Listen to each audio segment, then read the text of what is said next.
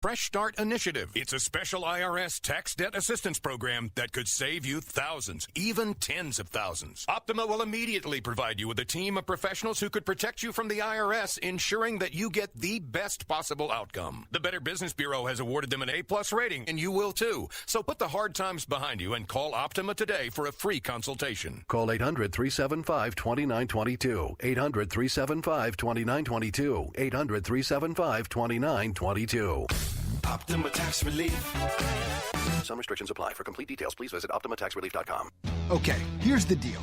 You're a freelancer, a hired hand, a self-made, self-owned business of one. Whether you're a contractor, creative director, or consultant, you're the boss. And that makes things easy. Unless, of course, you're trying to get a mortgage. When it comes to qualifying for a cash-out refi, gig economy workers come with more obstacles, more complexities, and more stress, right? Wrong. Dial 855-875-CASH, and one of our cash-out mortgage specialists will help you qualify for the lowest interest loan possible, regardless of your source of income. It's the easiest call you'll make all day. That's 855-875-CASH. Make the cash call today.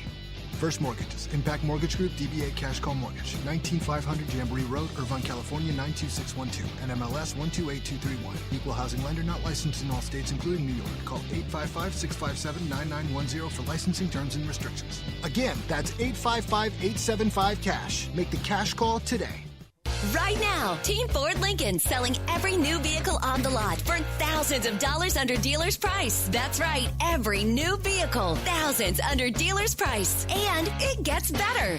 Buy any new car, and Team Ford Lincoln will pay the entire first year's net registration fee. The whole thing. That's unheard of. That's amazing. That's Team Ford Lincoln, US 95 and Ann Road. Let's go. OAC excludes AZ, XC plans, Raptor, and GT350. Dealer number 24337. Now through January 2nd. Indeed knows finding the right hire takes time away from your business. Hiring a qualified data engineer felt like a second job. More job seekers use Indeed than any other site, so there's no better place to find someone with the skills you're looking for. I needed someone with a master's in computer science and database experience. Plus, Indeed screener questions help you find your shortlist fast. Now I'm back to having just one job. Get a $50 credit to give your first job posting premium placement at Indeed.com/credit. Terms, conditions, quality standards, and usage limits apply. Additional terms online. Hello, friends. This is Thomas Johnson from Joe's Seafood Prime Steak and Stone Crab. Need a great idea for lunch or dinner? Your best bet is Joe's, one of the most popular dining destinations on the Strip. Joe's provides the ideal setting for private parties with accommodations for up to 150 guests. Stop by to see us at the Forum Shops at Caesars and ask for Thomas Johnson, your maitre d'. Yeah, and now that we have a new year rolling around, I will start counting down the weeks until it arrives. The Copper River sockeye salmon. We're a long way away from it. It's probably not till May, but I'll just let you know now that is the single best salmon that you can get anywhere. And it's very limited. There aren't many places that have it. Very few in Las Vegas. And once the run's done, it's done. So we'll keep you posted on that as we get closer to it. In the meantime, lots of great items on the menu. Great specials every day as well at Joe's. Don't forget, they're open for lunch at 11:30 each day as well. Make a reservation by calling 702-792-9222. It's the Wednesday edition of the Las Vegas Sportsline. Teddy Covers and myself, Dave Cokin, are holding down the fort here at Lotus Broadcasting today. And it's time for our Joe's Angle of the Day, which Ralph Michaels does the research on this. And Teddy, what did he come up with? Well, he likes, this is an NFL playoff angle, and it's very, very simple. Here's a parameter. You need a road team. Okay. They had to play at home in their last game, and the line has to be between +6 and -6. Okay, well, all the lines are between +6 and -6. It's a fairly broad parameter. Yep. You know, all it is a road team, played home last game, lines between the 6s. Since 2006, betting that blindly, 33-18 with a couple of pushes, 65%. So what is it again? Road team? Road team. That was home in their last game, and the line is between +6 and -6.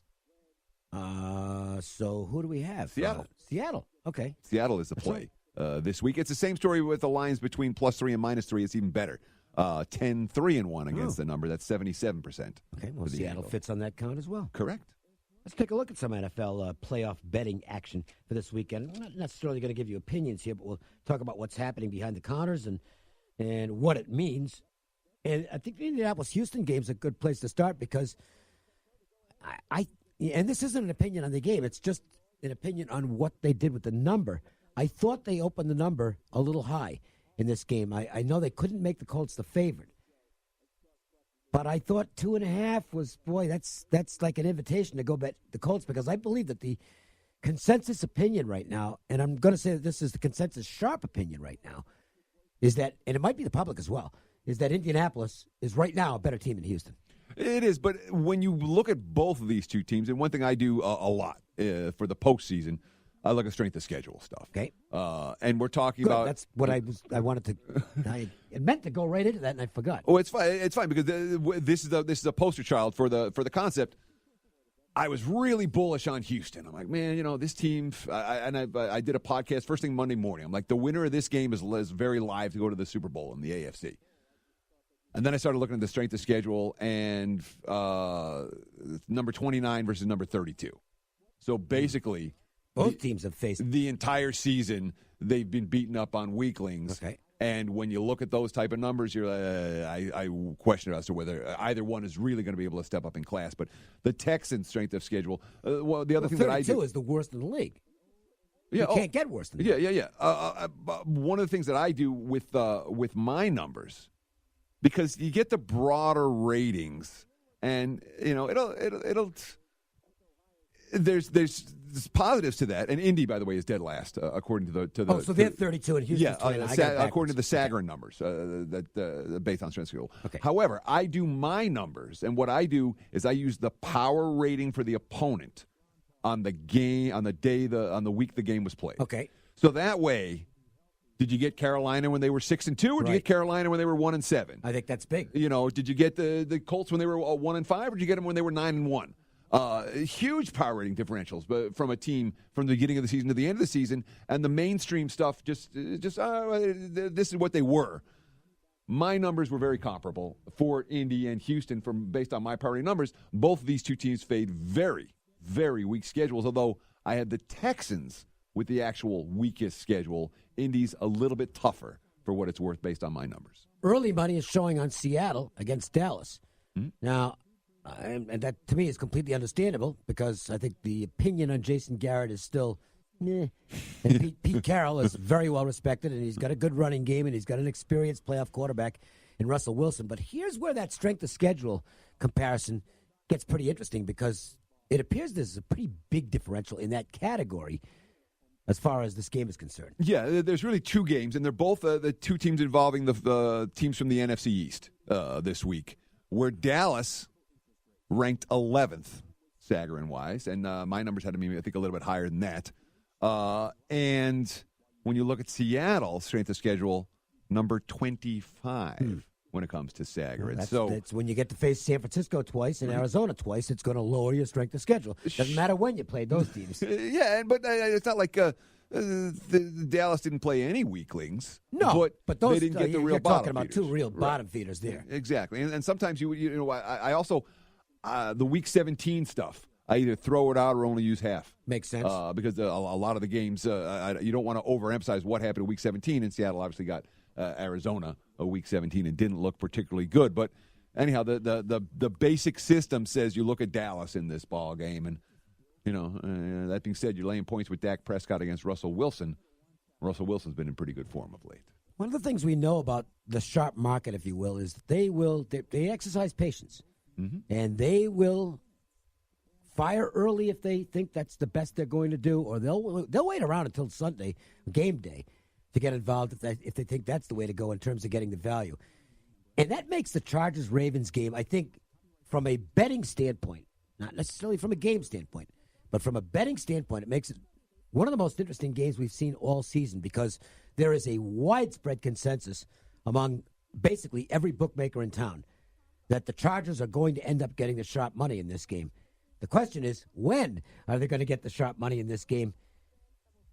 Has it shown yet, or is this a situation where it might not show until game day? As we speak, we have seen money at what one would call sharp books.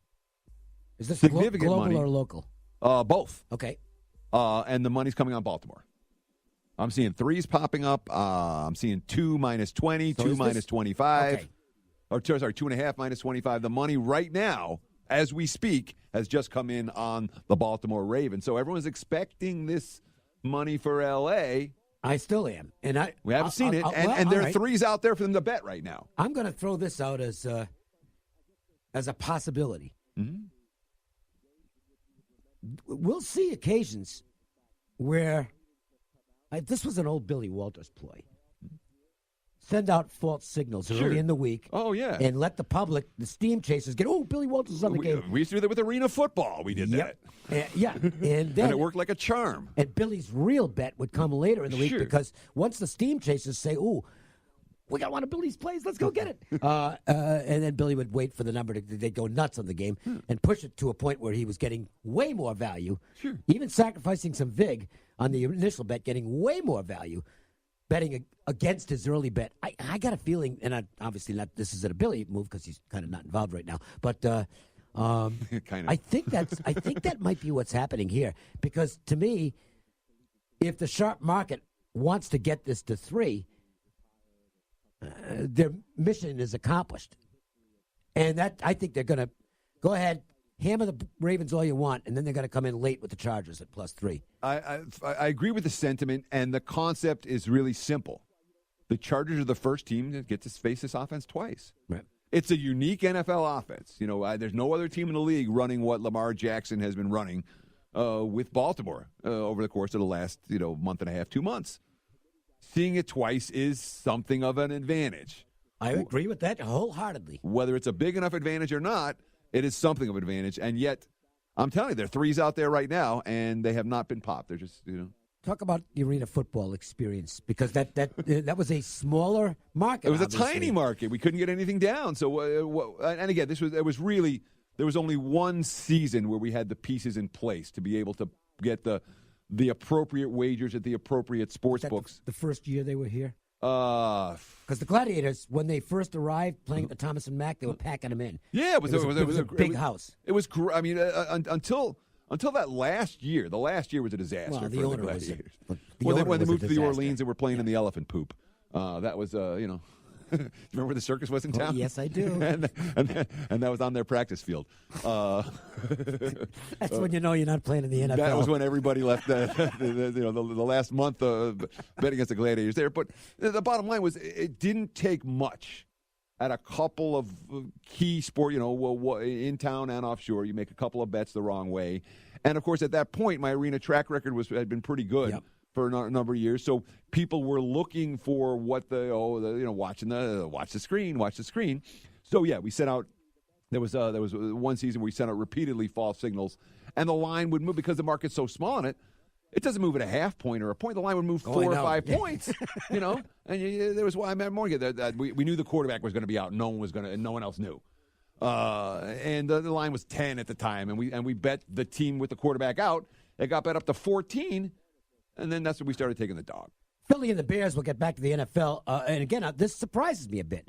I thought when I saw the first number, I think it was 4.5. It's like, that's a good number. I think it might come down a little bit. Mm-hmm. It's going to 6.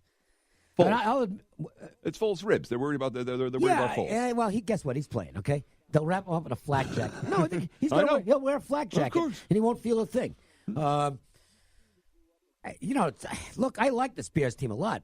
There's no way I'm laying 6 points. I don't want anybody to misconstrue what I'm saying. I'm not necessarily running to the window to bet the Eagles +6 because I think the Bears are a better football team. But Eagles +6 is going to attract a lot of people. And, but we saw the market start to move 5.5 down to 5 earlier this morning, and it came right back to 6. So, and let's not forget what the markets, we saw it in the bowls. We're going to see it in the postseason. The wise guys are going to react to defensive numbers. Every defensive dog in bowl games took money. That's why Washington took money yesterday. Michigan State took, all of them.